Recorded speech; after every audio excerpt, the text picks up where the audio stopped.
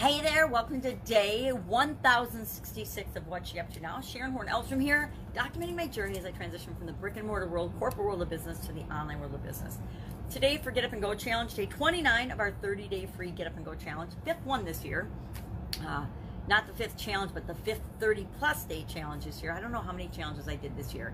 At least, I don't know, probably 10 or so that I personally led, and then other people's that I participated in. Yikes, I lost count, but probably 30 or so that I participated in at varying levels, just because I like to know what's going on, what people are doing. Challenges have become so popular online right now for a lot of reasons. They've been adopted as the marketing tool of the year probably, and so lots of people are doing them. So it's fun to see what they're doing with them. I don't agree or disagree with a lot of what other people are doing. I just know what I do with challenges. Some things I don't like that other people do, and I don't do those things. I just do my thing and they do theirs, and it's up to them. So today we talked about goals and goal setting. Why? It's the end of the year. Everybody sets their goals usually at the end of the year. Some of us work on them all the time. Other people, not so much. Some people set resolutions, New Year's resolutions, which, you know, unless you turn them into goals and actually break them down and figure out how you're going to accomplish them, most people, you know, give up and quit their New Year's resolutions, you know, within the first 2 weeks. I think it's, you know, like 80% within the first couple of days, and then it's another 10% in the next few weeks. And it's, you know, maybe 10% of people set a resolution or set a goal at the beginning of the year and actually achieve it or work toward it throughout the entire year. Very few, very rare. And that's okay. That's just how it is. Everybody's different. What works for you might not work for me, and what works for me probably won't work for you, because we have to figure out how to make things our own.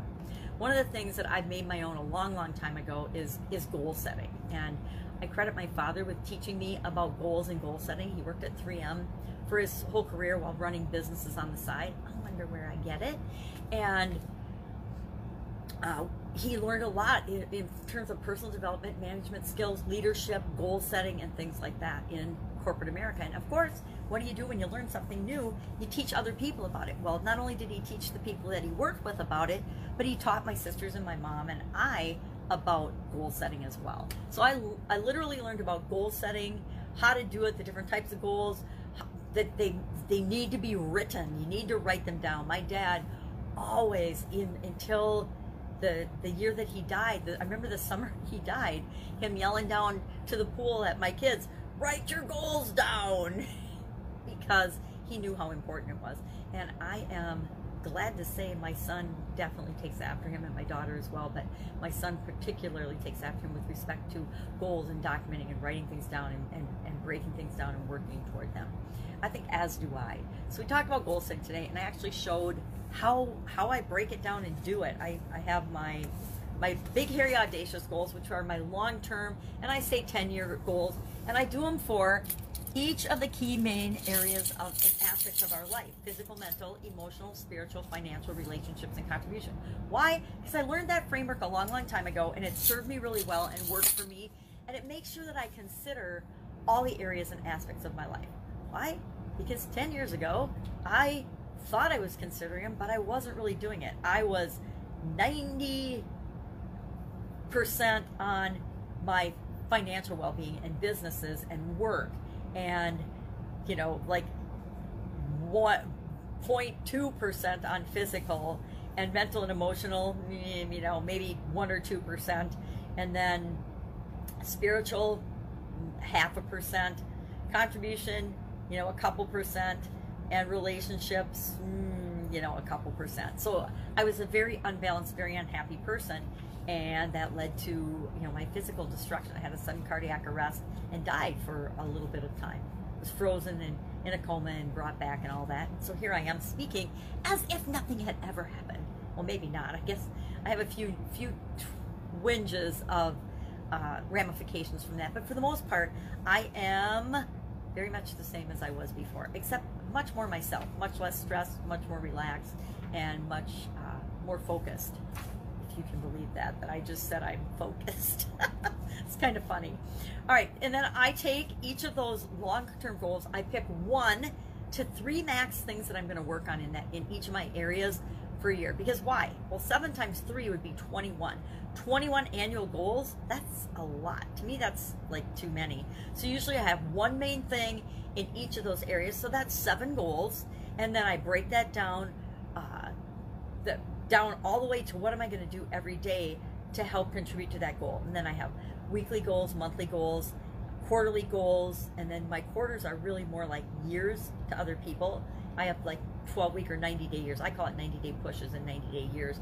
So I have a big goal, a big annual goal, and then I have quarterly goals, then I have weekly, monthly goals and targets that I need to hit, and then I have weekly targets I need to hit in each area, and then I break that down to what am I going to do every day, or what am I going to ensure happens every day. For example, in business, I don't have to do everything myself, but what am I going to do to ensure that the things that need to happen to lead to the results I want each day and each week happen or are happening.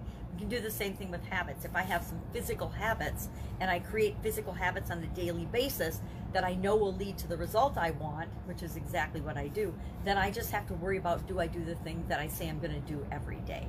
And in my daily planner, my daily calendar, I have a space for what am I grateful for, what went awesome today, what went really well, did I do my daily thing in each of the areas and aspects of my life, yes or no? And if I didn't, well, why didn't I do it?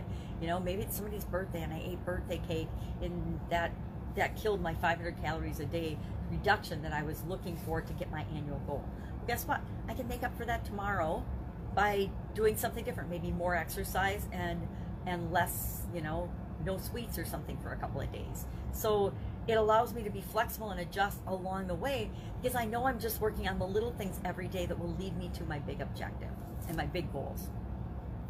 So I love goal setting. I think it's fun. I think that not enough people do it. I think people think that they can just think in their head what their goals are going to be and then they'll magically appear.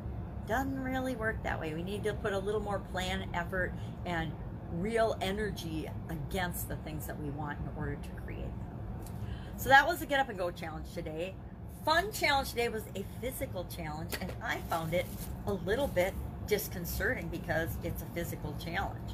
Let me peek in here and look at it. It's, again, a grid of estimating how many of different activities you think that you can do in a minute, and then actually doing them and finding out how many you did. I think there's 7 things listed, and I took a couple out because I don't have a basketball for dribbling, so that would be a difficult one for me to pull off. But it was jumping jacks, push-ups, baskets made, and dribbles were 2 different categories that are, I don't have a basketball or a basketball, but I could probably dribble my exercise ball, my big exercise ball. That would be funny. And I could throw baskets or crumpled up paper towel or something into, crumpled up paper towel, thank you, Bounty, into a basket of some sort and see if I can make them. Now, given that I'm visibly challenged, I am visibly challenged, I'm visually challenged, that might be a tough one for me depending on where I put the basket. I might actually get 0 for not being able to see the basket. So that was kind of a fun one today. Only a few more days left of that. We are going to go beyond the 1-year mark because I said it would be 365 days. A paper towel gave me a tickle in my throat. Excuse me. To finish off this challenge, and we will start on our next challenge on the 1st. Because I want to finish at the end of 2021. I don't want to go into 2022 with the annual challenge. So I did this here because I started late because I ran over last year, and I decided instead of running over, I'll just have them both for a couple of days. And I've already dropped doing before I did my Supersize Your Business video every day, I would hop on my personal profile page on Facebook and I would practice the idiom or the expression that I was sharing the meaning of, just from a life standpoint. And then I took that and I applied it to how to grow and how to build your business for the Supersize Your Business page. And geez, just a few days ago, I stopped doing that preliminary video because I feel like it just, it's good practice. And so the second one is always better. But instead of doing that, I've said, okay, I've done that for probably, I don't know, a year, the better part of a year or more. Do I need to keep doing that? Now, I like to do it before because that video would automatically share on the stories section of Facebook. So for me, it was just producing a story, and it was a way to converse with the people on my personal, the people I'm more connected with on my personal profile. But that doesn't happen anymore. It doesn't share automatically to to our stories. So since it doesn't do that automatically, I'd have to go in, create an extra step, and then share it to my story. I'd have to go in and find it. And instead of doing that, since I don't think it's a huge value add, since the topic was the same as my Supersize Your Business page, I've just stopped doing that one. I do the Supersize Your Business idiom. Or we're doing Proverbs right now. I'm going to do probably 100 days of Proverbs, because I think Proverbs are very applicable to our business life and how we run our business, how we show up in the world, how we grow our business. So for the next 100 days, I decided that a couple days ago, instead of searching alphabetically through this giant dictionary of words and idioms and expressions, I thought, okay, Proverbs have been around for, thousands and thousands of years, since like 700 BC. There might be some wisdom in those. Why don't we look at those and do those? So today was better late than never. Yesterday was when the going gets tough, the tough get going. So I think these are really good and applicable to growing our businesses and whatever it is that we're trying to achieve in life. Again, links to goals, right? So that was Supersize Your Business was on that. And I, again, like I said, I have stopped doing it on my profile page. When technology becomes more cumbersome than easy to spread the word and do things, or it doesn't do automatically what I want it to do, instead of continuing to do activities that aren't super beneficial to me or to other people, I just tweak it a little bit and change as I go along. So that means it's one less video to do a day. And for the beginning of the year, that will be awesome, because I'll be doing the two things of a year for at least, I think it's 8 days, probably 7 or 8 days. I'll be doing that, because that'll finish me off with one fun thing a day and get me into the whatever the next thing a day is going to be. The next thing a day is going to be a little deeper dive. It's going to be a little bit different. So it'll be fun.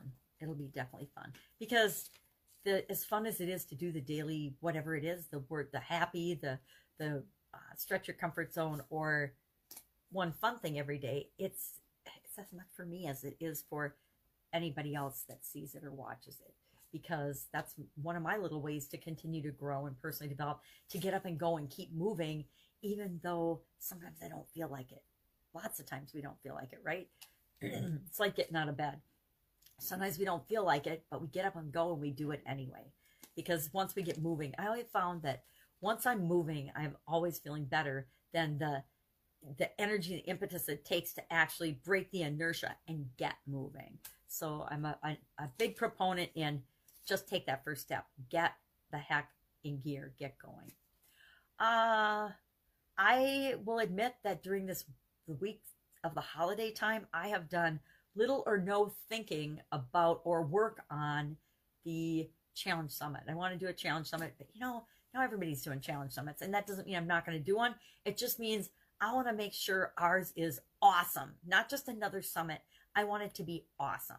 And in order to be awesome, I want to find some people and resources that have incredible value to offer the people that tune in and listen, not just the circuit of the same people that are doing the challenges out there to promote their stuff in their business all the time.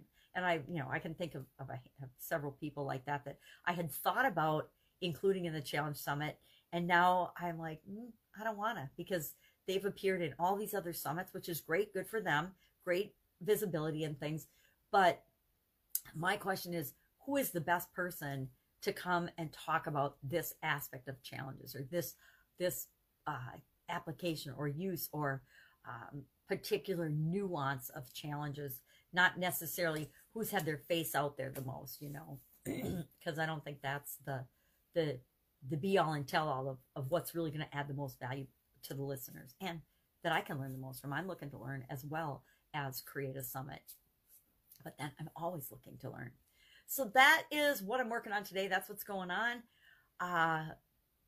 That's all I got. Have an absolutely amazing day. If I can help you in any way, ask in the comments below. Again, I might not know the answer, but I guarantee I can help you figure out what the next thing to do right now is. All right, have an amazing day. And I will, of course, be with you tomorrow. Bye.